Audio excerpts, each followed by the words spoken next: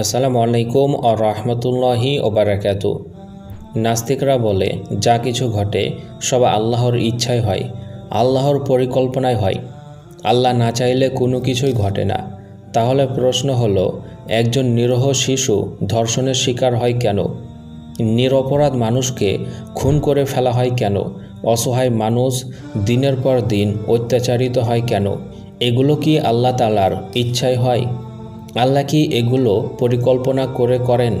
নাস্তিকদের সবচেয়ে বড় অভিযোগ, এবং কখনো না কখনো অনেক মানুষের মনে এরকম প্রশ্ন জাগে। তার উত্তর আজকের এই ভিডিওতে দিব, তাই সম্পূর্ণ দেখার চেষ্টা করবেন। এই প্রশ্নের জবাব জানতে হলে প্রথমে আমাদের বুঝতে হবে আল্লাহর ইচ্ছা দুই ধরনের হয়ে থাকে। নাম্বার 1, ইরাদায়ে কাউনিয়া। এটা হচ্ছে যা কিছু দুনিয়ায় ঘটে আল্লাহ তা ঘটতে দেন। তিনি জানেন এবং চাইলে রুখতেও পারেন, কিন্তু সব কিছু তার হিকমত, জ্ঞান ও পরীক্ষা অনুযায়ী ঘটে। নাম্বার 2, ইরাদায়ে শারঈয়া। এই ইচ্ছা হলো আল্লাহ যা পছন্দ করেন, যা আল্লাহর বিধানে ভালো, যেমন নামাজ, ইনসাফ, দয়া, সততা, তা আল্লাহর ইচ্ছে থাকাই ঘটে। আল্লাহর যে ইচ্ছা সৃষ্টি করার সাথে সম্পর্ক, তাই ইরাদায়ে কাউনিয়া।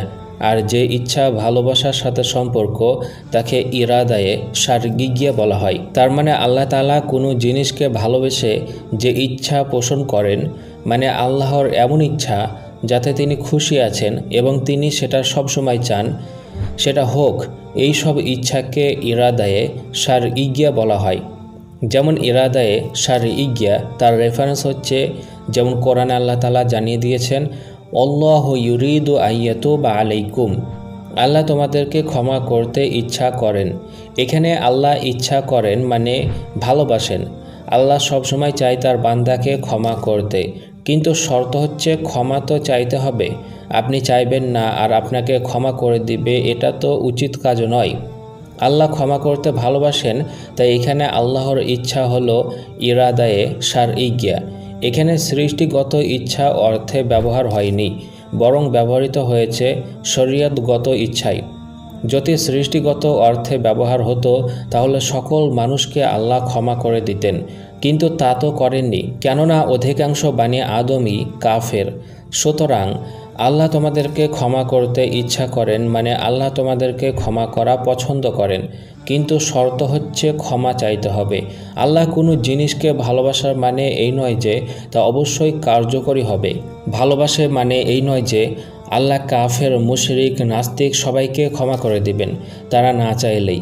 যদি এমন করতেন তাহলে মুসলমানদের ওপরে ইনসাফ করা হতো না, কারণ মুসলমানরা আল্লাহর কাছে ক্ষমা চায় আর আল্লাহ ক্ষমা করে দেন, কিন্তু অমুসলিম তারা ক্ষমা না চেয়েই ক্ষমা পেয়ে যাবে। এটা তো সঠিক বিচার হলো না, তাই না? আর আল্লাহ সঠিক ইনসাফকারী, তাই আল্লাহ পাপীদেরকে তখনই ক্ষমা করবেন যখন তারা ক্ষমা চাইবে। আর আল্লাহ এটা পছন্দ করে ইচ্ছা করে করেন, এটা করাতে আল্লাহ তাআলার ইচ্ছা থাকে। এবার দেখুন ইরাদায়ে কাউনিয়া, তার মানে হচ্ছে সৃষ্টির সাথে সম্পর্ক। এরকম আয়াত, নূহ আলাইহিস সালাতু ওয়াস সালাম তার জাতিকে বললেন, আর আমি তোমাদেরকে উপদেশ দিতে চাইলেও আমার উপদেশ তোমাদের কোনো উপকারে আসবে না যদি আল্লাহ তোমাদের বিভ্রান্ত করতে চান।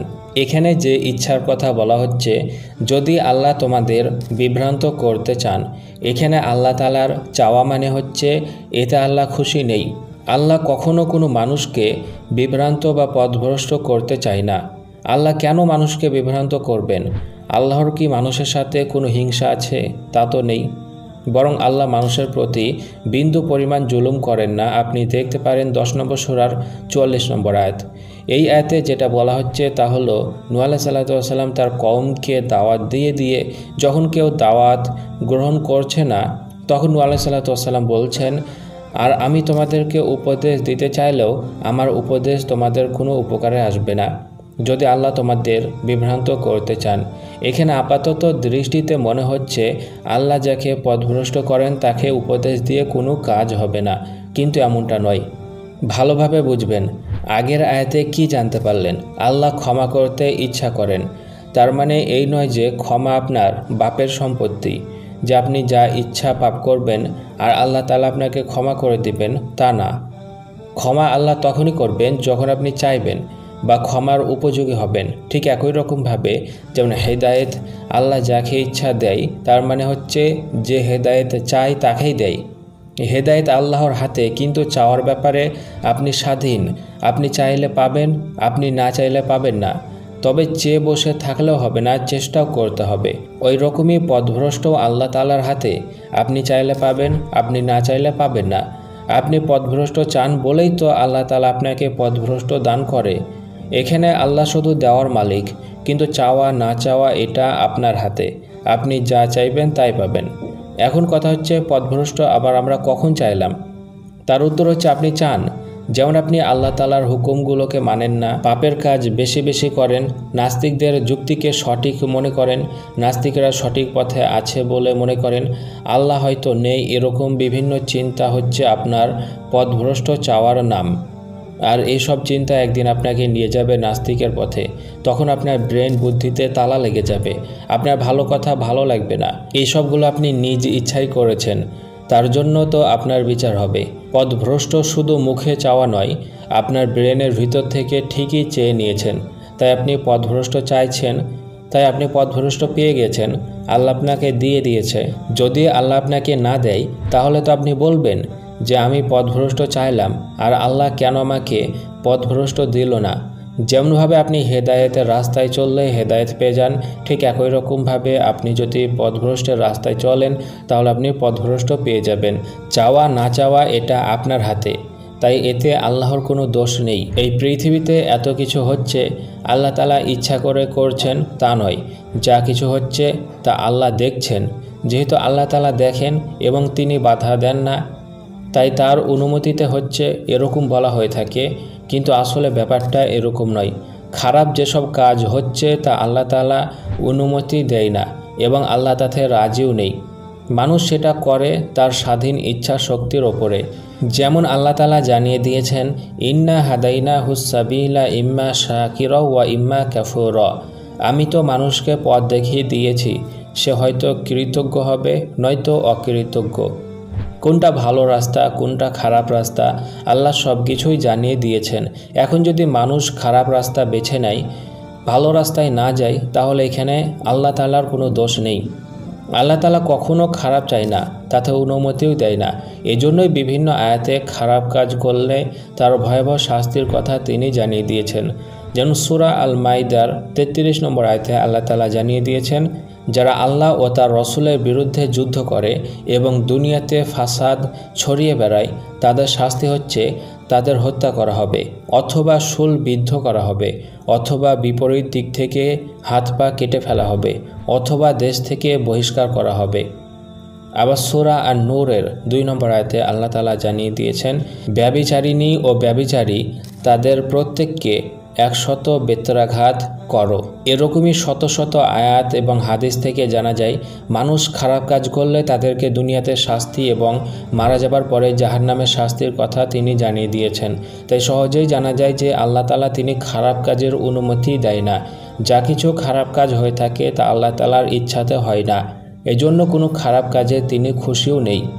তবে তিনি মানুষকে পরীক্ষা করে থাকেন, এই সম্পর্কে তিনি জানিয়ে দিয়েছেন সূরা আল বাকারার 155 নম্বর আয়াতে, আমি অবশ্যই তোমাদেরকে কিছু ভয়, ক্ষুধা, সম্পদ, জীবন ও ফসলের ক্ষয়ক্ষতি দ্বারা পরীক্ষা করব।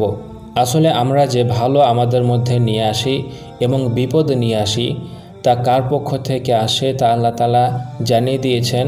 তোমাদের কাছে যে মঙ্গল আসে তা আল্লাহ তাআলার পক্ষ থেকে, আর তোমাদের যে অমঙ্গল আসে তা তোমার নিজেরই কারণে।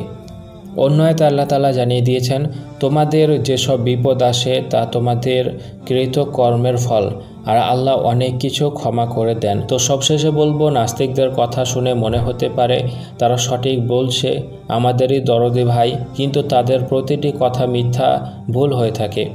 যদি তারা সঠিক কথা বলতো, তাহলে এত বড় আলেম উলামা আছে যারা কোরআন হাদিসের এত বড় পণ্ডিত, তাদের চোখে ভুলগুলো ধরা পড়তো। কিন্তু এরকম তো কেউ আজ পর্যন্ত বলে না। হাতে গোনা কয়েকটি 2-4 পাতা পড়া মৌলবি পাবেন যারা কোরআন হাদিসের কও বোঝেনি, নাস্তিকের বই পড়ে লেখা পড়ে নাস্তিক হয়েছে টাকার লোভে। তাদের ফাঁদে পা দেবেন না। আশা রাখি বুঝতে পেরেছেন।